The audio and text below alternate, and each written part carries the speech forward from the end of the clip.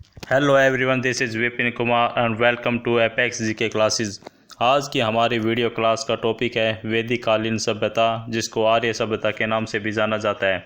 इस सभ्यता से जितने भी इम्पोर्टेंट क्वेश्चन बन सकते हैं उन सभी इम्पोर्टेंट क्वेश्चनों को आज हम इस वीडियो क्लास में डिस्कस करेंगे और साथ ही साथ मैं उन सभी क्वेश्चनों के इफेक्ट भी आपको बताता चलूँगा। तो आप पूरा वीडियो को ध्यान से देखिएगा और वीडियो के लास्ट में मैं आपसे क्वेश्चन पूछूंगा और उस क्वेश्चन का आंसर आपको कमेंट बॉक्स में बताना है। तो चलिए स्टार्ट करते हैं। पहला क्वेश्चन है, ऋग्वैदिक संस्कृति का काल क्या माना जाता है? ऑप्शन नंबर ए 1500 ईसा पूर्व से 1000 ईसा पूर्व, ऑप्शन नंबर बी 1000 ईसा पूर्व से 600 ईसा पूर्व, ऑप्शन नंबर सी 600 ईसा पूर्व से 800 ईसा पूर्व, या फिर ऑप्शन नंबर डी इनमें से कोई नहीं। तो साथियों, यहाँ पर इस क्वेश्चन का right answer will be option number ए। चलिए इस क्वेश्चन के फैक्ट की तरफ चलते हैं। सिंधु घाटी सभ्यता के बाद भारतीय उपमहाद्वीप में जिस नई सभ्यता का विकास हुआ उसे ही वैदिक सभ्यता या फिर आर्य सभ्यता के नाम से जाना जाता है। और 1500 ईसा पूर्व से 1000 ईसा पूर्व का जो समय था उसको ऋग्वैदिक काल के नाम से जाना जाता है, जबकि 1000 ईसा पूर्व से 600 ईसा पूर्व का समय उत्तर वैदिक काल कहा जाता है, जबकि 600 ईसा पूर्व से 800 ईसा पूर्व का जो समय था उसको ब्राह्मण काल के नाम से जाना जाता है। इसलिए इस क्वेश्चन का right answer will be option number A. Next question की तरफ चलते हैं। क्वेश्चन नंबर सेकंड, वैदिक संस्कृति का काल क्या था? ऑप्शन नंबर ए 1500 ईसा पूर्व से 1000 ईसा पूर्व, ऑप्शन नंबर बी 1000 ईसा पूर्व से 600 ईसा पूर्व, ऑप्शन नंबर सी 600 ईसा पूर्व से 800 ईसा पूर्व, या फिर ऑप्शन नंबर डी इनमें से कोई नहीं। तो यहाँ पर इस क्वेश्चन का right answer will be option number B. चलिए साथियों, तथ्य की तरफ 1500 से 1000 ईसा पूर्व काल को ऋग्वैदिक काल और 1000 ईसा पूर्व से 600 ईसा पूर्व के काल को उत्तर वैदिक काल कहा जाता है और 600 ईसा पूर्व से 800 ईसा पूर्व के काल को ब्राह्मण काल कहा जाता है। इसलिए इस क्वेश्चन का right answer will be option number B. Next question की तरफ चलते हैं। क्वेश्चन नंबर 3, आर्य शब्द का अर्थ क्या है? ऑप्शन नंबर ए वीर या योद्धा, ऑप्शन नंबर बी श्रेष्ठ या कुलीन, ऑप्शन नंबर सी यज्ञ या फिर पुरोहित, या फिर ऑप्शन नंबर डी विद्वान। तो साथियों, इस क्वेश्चन का right answer will be option number B. चलिए फैक्ट की तरफ चलते हैं। आर्य द्वारा जिस सभ्यता का निर्माण हुआ वह सभ्यता वैदिक सभ्यता कहलाती है और यह सभ्यता ग्रामीण सभ्यता के रूप में जानी जाती है और आर्य लोगों की भाषा संस्कृत भाषा थी। तो इस क्वेश्चन के इतने फैक्ट काफ़ी हैं। नेक्स्ट क्वेश्चन पर चलते हैं। क्वेश्चन नंबर 4,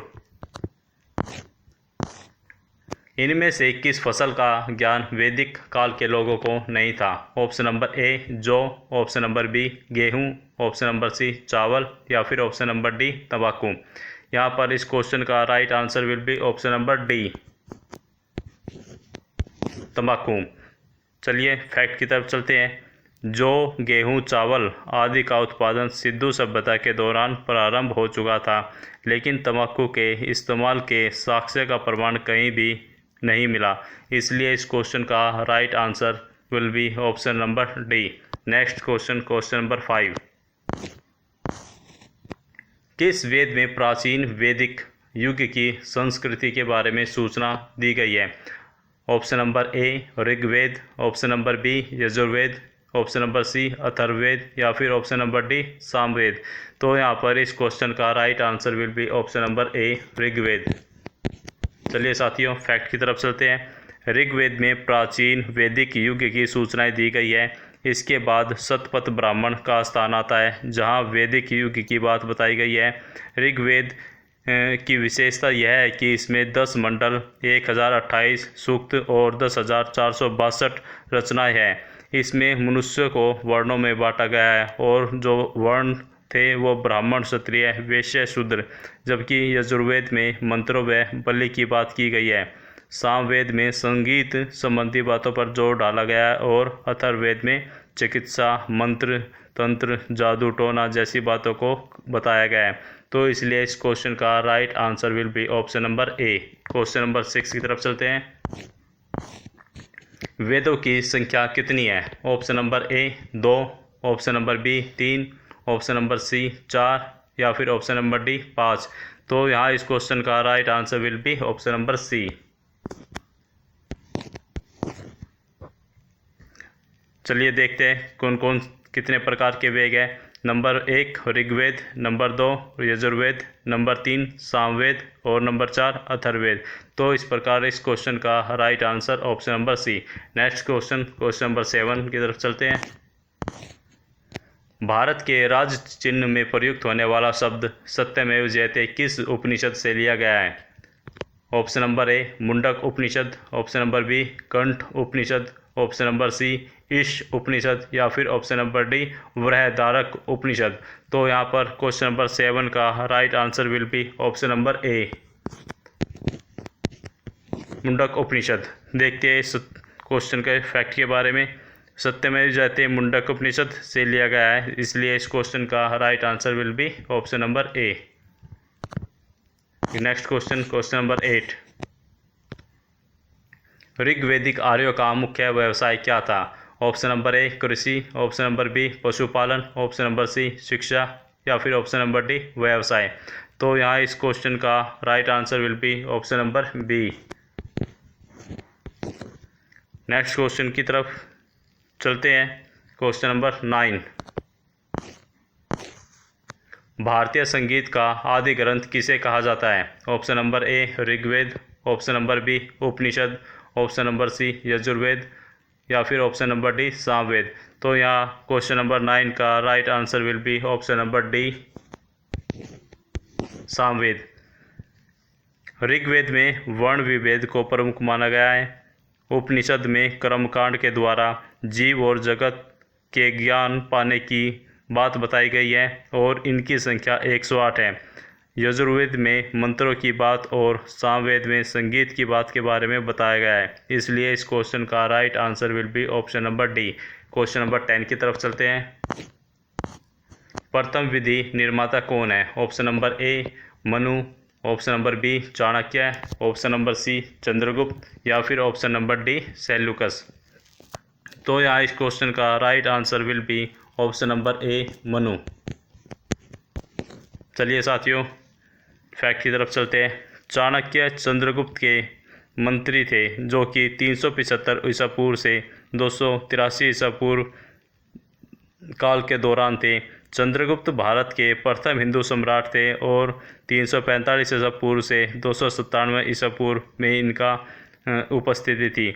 और सेल्यूकस जो थे ये सिकंदर महान के सबसे योग्य सेनापतियों में से एक थे और इन्होंने अपनी पुत्री हेलन का विवाह चंद्रगुप्त से किया था और मेगस्थनीज को चंद्रगुप्त के दरबार में अपने दूत के रूप में भेजा था।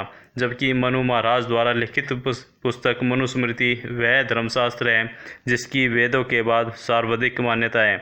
इसमें चारों वर्णों और 16 संस्कारों और सेना प्रबंध, वाद विवाद और उनके कर्तव्यों के बारे में बताया गया है। तो इसलिए इस क्वेश्चन का right answer will be option number A. Next question, question number 11। पुराणों की संख्या कितनी है? Option number A 18, option number B 19, option number C 20 या फिर ऑप्शन नंबर डी 21। तो यहाँ पर इस क्वेश्चन का right answer will be option number A. Next question, question number 12। वैदिक धर्म का मुख्य लक्षण इनमें से किस की उपासना करना था? ऑप्शन नंबर ए प्रकृति, option number B Pashupati, option number C देवी माता या फिर ऑप्शन नंबर डी त्रिमूर्ति। तो साथियों यहाँ इस क्वेश्चन का right answer will be option number A प्रकृति। चलिए फैक्ट की तरफ चलते हैं। प्रकृति के 5 तत्व गगन, भूमि, वायु, पानी, अग्नि है और ये लोग अपने और देवताओं के मध्य संबंध स्थापित करने के लिए अग्नि की पूजा करते थे और अग्नि एक प्राकृतिक तत्व है, इसलिए इस क्वेश्चन का right answer will be option number A. Next question, question number 13। किस देवता के लिए ऋग्वेद में पुरंदर शब्द का प्रयोग हुआ है? Option number A Indra, option number B Agni, option number C Varun या फिर ऑप्शन नंबर डी सोम। तो यहाँ इस क्वेश्चन का right answer will be option number A. Next question, question number 14। अस्तो माह सदगम्य कहाँ से लिया गया है? Option number A Rigveda, option number B Yajurveda, option number C Samaveda या फिर ऑप्शन नंबर डी अथर्ववेद। तो साथियों यहाँ क्वेश्चन नंबर 14 का answer will be option number A Rigveda. चलिए साथियों इस क्वेश्चन के फैक्ट की तरफ चलते हैं। यह मंत्र मूलतः सोम यज्ञ की स्तुति के दौरान यजमान द्वारा गाया जाता है, जिसका अर्थ होता है असत्य से सत्य की ओर। तो इस क्वेश्चन का right answer will be option number A. Next question, question number 15। आर्य भारत में कहाँ बसे थे? ऑप्शन नंबर ए समातट में, ऑप्शन नंबर बी प्राग ज्योतिष में, ऑप्शन नंबर सी पंजाब में या फिर ऑप्शन नंबर डी पांचाल में। तो यहाँ पर इस क्वेश्चन का right answer will be option number C. आर्य लोग मध्य एशिया के मैदानी भागों में रहते थे और चारागाह की तलाश में वे इधर उधर भटकते रहते थे और वे घुमंतु प्रकृति के लोग थे, इसलिए वे सबसे पहले भारत में आकर बसे कहाँ पर? पंजाब में। तो इस क्वेश्चन का right answer option number C. Next question, question number 16। मीमांसा या पूर्व मीमांसा दर्शन के प्रतिपादक है? Option number A Jaimini, option number B Badarayana, option number C Kapil या फिर ऑप्शन नंबर डी गौतम। तो यहाँ क्वेश्चन नंबर 16 का right answer will be option number A Jaimini. चलिए साथियों फैक्ट की तरफ चलते हैं।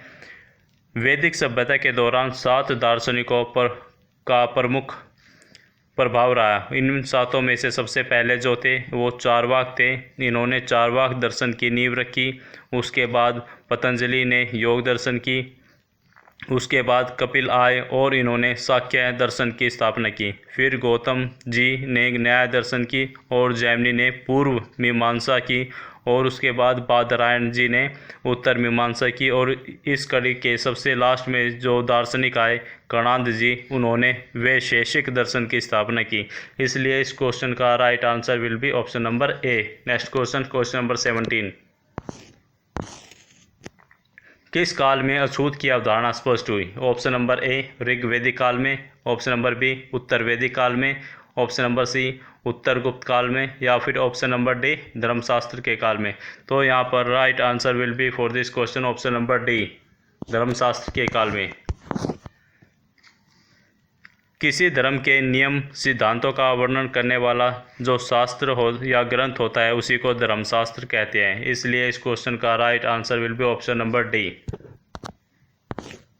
Next question, question number 18। उपनिषद किस पर आधारित पुस्तकें हैं? ऑप्शन नंबर ए धर्म पर आधारित, ऑप्शन नंबर बी योग पर आधारित, ऑप्शन नंबर सी विधि पर आधारित या फिर ऑप्शन नंबर डी दर्शन पर आधारित। तो यहाँ इस क्वेश्चन का right answer will be option number D. Option number D. उपनिषद भारतीय आध्यात्मिक चिंतन के मूल आधार हैं। उपनिषद का साधारण अर्थ होता है समीप बैठना, जैसा कि ब्रह्म ज्ञान प्राप्ति के लिए शिष्य का गुरु के पास बैठना। उपनिषदों की मूल विषय वस्तु आत्मविद्या होती है। इसलिए इस क्वेश्चन का right answer will be option number D. Next question, question number 19। Kapil मुनि द्वारा दी गई दर्शन प्रणाली कौन सी है? ऑप्शन नंबर ए पूर्व मीमांसा, ऑप्शन नंबर बी सांख्य दर्शन, ऑप्शन नंबर सी न्याय दर्शन या फिर ऑप्शन नंबर डी उत्तर मीमांसा। तो यहाँ इस क्वेश्चन का right answer will be option number B Sankhya दर्शन। साथियों देखते हैं इस क्वेश्चन के फैक्ट के बारे में। पूर्व मीमांसा जैमिनी द्वारा, सांख्य दर्शन कपिल मुनि द्वारा और न्याय दर्शन की स्थापना गौतम द्वारा और उत्तर मीमांसा की स्थापना बादरायण जी द्वारा की गई है। इसलिए इस क्वेश्चन का right answer will be option number B. Next question, question number 20।